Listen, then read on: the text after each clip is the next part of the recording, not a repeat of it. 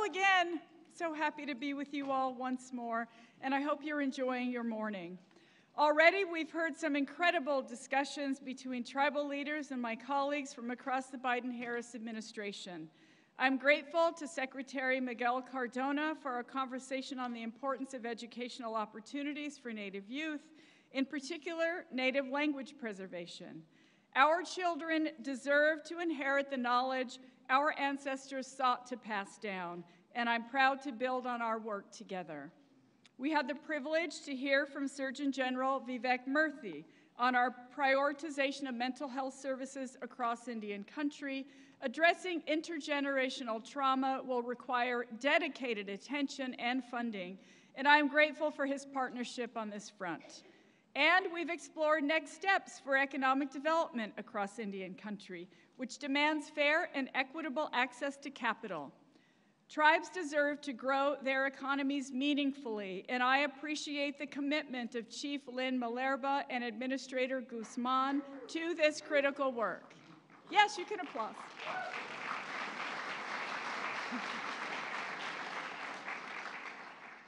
Already, this year's summit has highlighted the importance of collaboration in our shared quest for progress.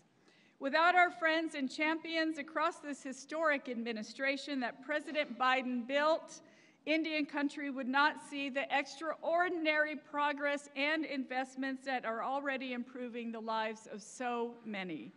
You and I know firsthand that Native people have not always had friends in the White House. But from the very beginning, one person has made his commitment to our people loud and clear. As I mentioned this morning, thanks to the determination of President Biden, Interior alone has invested more than $45 billion into Indian country through the American Rescue Plan, the Bipartisan Infrastructure Law, and the Inflation Reduction Act. This bears repeating. Thank you. This bears repeating. That's more than 15 years' worth of the BIA's annual budget in less than 2 years.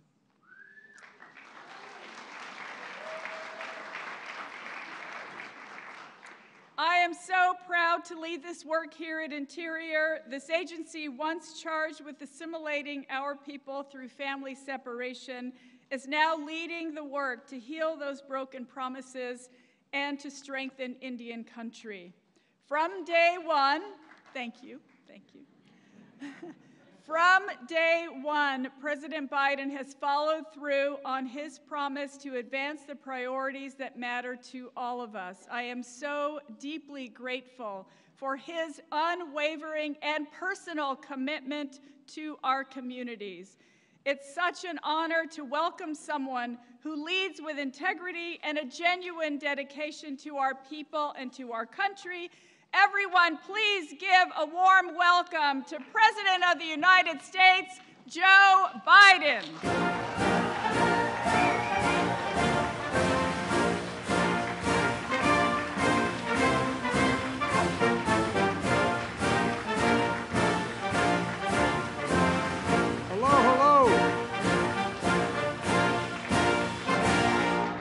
Thank you. Thank you, thank you, thank you. Please take a seat if you have one. I say that because one day I said, take a seat, and everybody said, he doesn't even understand there's no chairs out here. Well, Deb, thank you, Madam Secretary, for that introduction. 35 generations of ancestors in New Mexico and the first Native American Cabinet Secretary in American history. Deb, I want to thank you for your leadership and the Interior Department and stewardship of nation-to-nation relationships that I say to my fellow leaders out there. And I mean that sincerely. To all the tribal leaders, thank you. Thank you, thank you, thank you. Thank you for being here and for your partnership. I made a commitment when I ran for president. In fact, I made a commitment when I was basically a 30-year-old senator and a student of Danny Inouye, a senator from the state of Hawaii, who made it clear to me, because I said Indian country, said no, Indian nations. Indian nations. You know, I made a commitment my administration would prioritize and respect nation-to-nation relationships, and I'm going to make sure that happens. I hope our work in the past 2 years has demonstrated that we're meeting that commitment, and that's why I relaunched this convening and elevated event into a White House Tribal Nations Summit, because after the previous administration failed to convene any events, anything on this scale. On my watch, we're ushering in a new era and advancing a way for the federal government to work with tribal nations. And it starts by appointing Native Americans to lead the front lines of my administration. You know, starting with Secretary Haaland, we followed dozens of Senate-confirmed Native American officials, over 60 Native American appointees all across my administration, including in the federal courts. I restored the White House Council on Native American Affairs to improve interagency coordination and decision-making. Together, I emphasize the word together. Together, my entire administration is advancing the economic agenda and making historic investments in Indian country, and I might add that are long overdue. Facing a pandemic and economic crisis that disproportionately impacted tribal nations, I invested more than $32 billion in the American Rescue Plan, the largest one-time ever direct investment in Indian country in American history. During the pandemic, Native Americans were contracting the virus three times the rate of other groups, and losing their lives at twice the rate of other groups. But together, we used that funding to help tribal communities go from one of the most harmed groups by COVID to one of the most vaccinated communities in the entire country.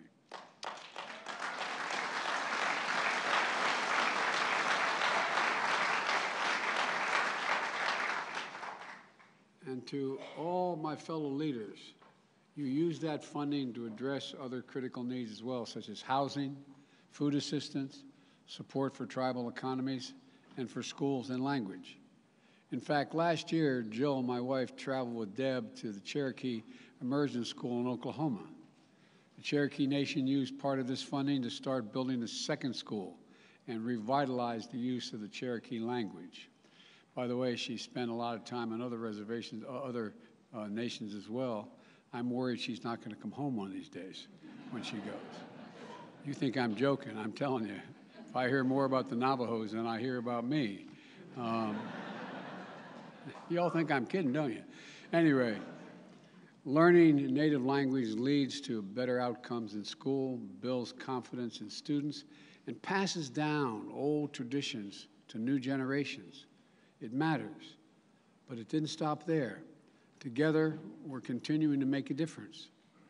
I also made the largest single investment in our nation's infrastructure since President Eisenhower's National Highway Program, the biggest investment in Indian country infrastructure ever in history. More than $13 billion in rebuilding infrastructure in Indian country. And to state the obvious, is long overdue. And we're putting it to work together, building water infrastructure for clean drinking water, safer plumbing systems, delivering affordable high-speed internet, repairing roads and bridges, restoring waterways that are now blocked by roads and highways that affect the migration of salmon that's essential to the livelihoods and cultures of so many tribes, electrifying diesel school buses so tribal children don't breathe that polluted air generated by diesel engines, and in South Dakota, $29 million of infrastructure funding to help us repair 2 old dams built in the 40s, and the first in the 40s, the other in the 60s, on the Pine Ridge Reservation. For years and years now, the tribes have lived in the shadow of disaster, worried the dams would break, destroy their communities. So soon they'll be able to sleep a much more peaceful night, knowing those dams have been fully repaired and rebuilt. This past summer, we're also ushering in a new era of confronting and adapting to the climate crisis. I signed a law that made the biggest investment ever in all of history, that includes $700 million exclusively for Native communities. I see our Secretary of Agriculture here, who's also made it clear and made a major contribution on seeing to it that we use farmlands to absorb carbon from the air and so much more and pay farmers for doing it. It's going to help mitigate the impacts of extreme droughts and wildfires, rising sea levels that affect the sources of tribal foods, tribal resources, tribal traditions, tribal ways of life. It's going to bring clean electricity into your homes. It's going to develop homegrown clean energy so Indian country helps lead the future to the goal we've set of 100% carbon pollution-free electricity by the year 2035. You're all part of that, and you're going to help lead that. To ensure these investments reach native lands, my administration is going to work with the tribes to help them transition to clean energy development and do it quickly. That includes the federal government as the largest single energy consumer in the world, buying more carbon-free electricity from tribal energy producers. We're also going to launch a new electric vehicle initiative for tribal nations to ensure that our nationwide electric vehicle network includes native communities. And, as all of you know, there are tribal communities at risk of being washed away by superstorms, rising sea levels, and wildfires raging. I've flown over literally several thousand acres of the storms and the fires that have been in the West in particular, and also down in the Southwest. And it's devastating. That's why today I'm announcing a $135 million commitment to help 11 tribal communities from Maine, Louisiana, Arizona, Washington State, and Alaska to move, in some cases, their entire communities back to safer ground and pay for that. I've also requested $9.1 billion, that's with a B, billion dollars, for the Indian Health Services. I've asked Congress for the first time ever to make that funding mandatory, a mandatory part of the federal budget.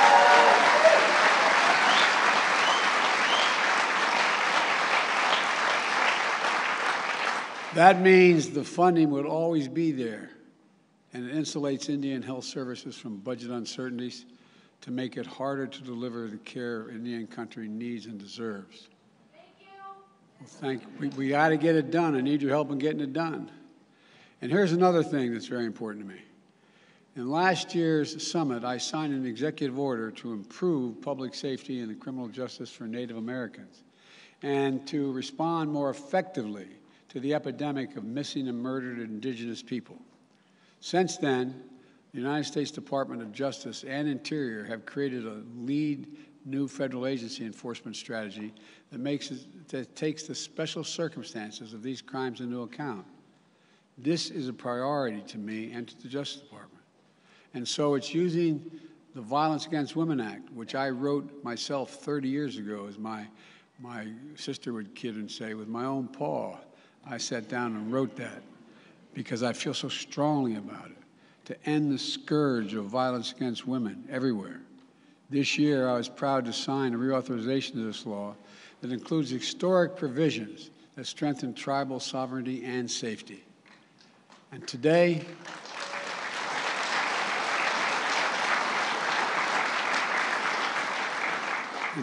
I'm announcing even more critical actions that are the result of a meaningful and deliberate consultation process with you all. My administration listened, we heard you, and we're implementing many of the changes you asked for.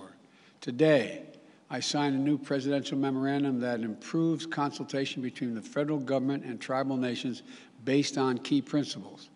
Consultation has to be a two-way, nation-to-nation exchange of information.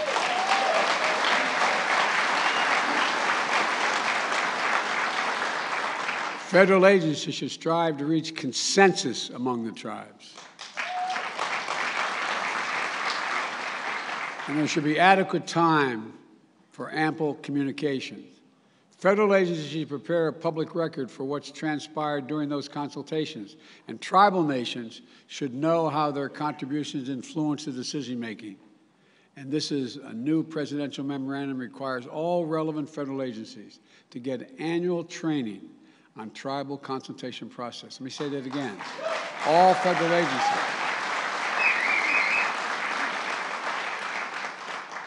And so, folks, it's a whole changed approach.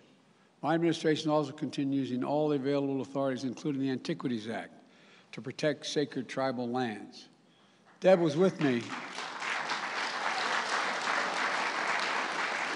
Deb was with me last year at the White House when I restored national monuments at Bears Ears and the Grand Staircase Escalade in Utah, the National Canyons and Seamonts in New England. And last month, I traveled to Colorado to declare Camp Hale National Continental Divide, the first new national monument in my presidency using the Antiquities Act. Millions of acres. Look, and there's so much more. There's so much more that we're going to do to protect the treasured tribal lands. When it comes to Spirit Mountain and the surrounding ridges and canyons in southern Nevada, I'm committed to protecting this sacred place that is central to the creation story of so many tribes that are here today. All right.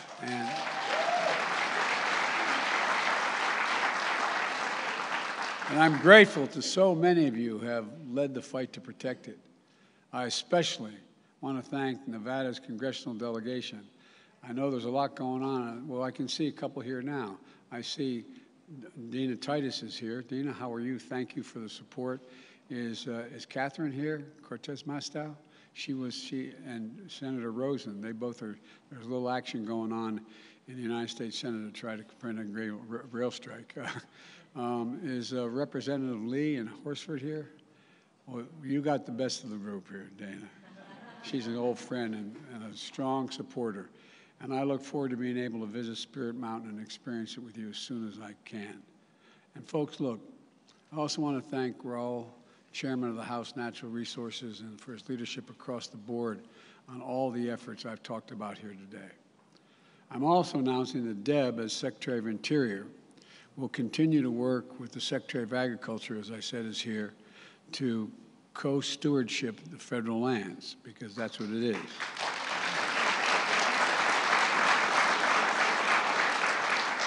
We've already signed over 20 new agreements with tribes this year, giving them a greater role in the stewardship of federal lands that are important to their cultures. And it's not stopping there. We have 60 additional co-stewardship agreements currently under review, and I'm announcing today that the Secretary of Commerce is going to formally join these efforts as well. So let me close with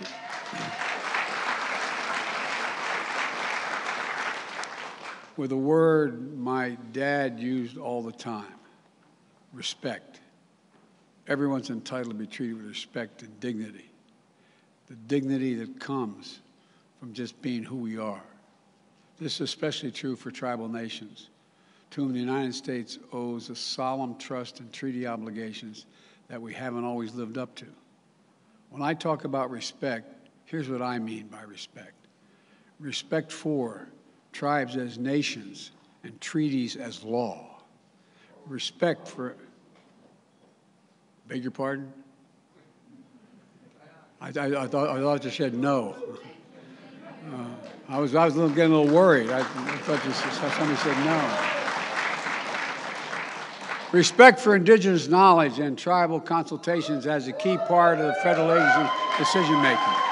Respect means we'll defend tribal sovereignty and self-government and self-determination, and will support tribal economy and keep fighting for better tribal health care, child care, education, housing, public safety, and so much more. And respect means being there in person to show it. And you've seen Jill. You've seen my wife Jill in Indian country. She's at a funeral this morning for the mother of a friend of ours. But she spent a lot of time. I've spent a lot of time in Indian country as a senator and vice president. But I can say here today, I intend to make official presidential visits to Indian country, to make it official, to do it. And I will do so in the enduring spirit of our nation-to-nation relationship, the spirit of friendship, stewardship, and respect. It's taken too long for us to recognize this. It's the only way to move forward. But my administration is doing all it can to demonstrate our commitment to those timeless ideals. So thank you. Thank you for being here. Thank you for your leadership. Thank you for your partnership. And I'm sure I'll make mistakes, but you know me. Don't hesitate to correct me when I make it. And I know you won't hesitate. But I really mean it. I really mean it. Well, I tell you what, no one's ever done as much as president as this administration is doing, period. I am committed. And as my grandfather Finnegan would say, that's the Irish of it. Thank you all very much. I don't know about that. Thanks. Thank you, thank you, thank you. Finally, let's keep it going, okay? Thank you.